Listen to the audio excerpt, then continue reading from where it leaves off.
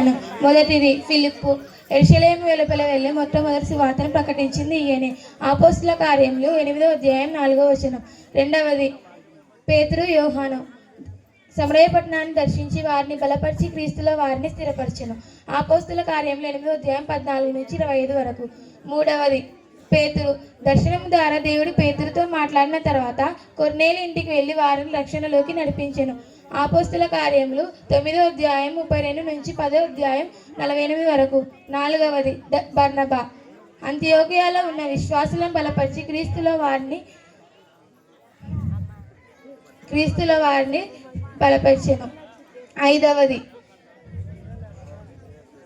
పేతురు యోహాను బర్నబా. అంతియోకియ, కుప్ర, పంపులియ మరియు గలతీ ప్రాంతాలలో ఉన్న సంఘాలను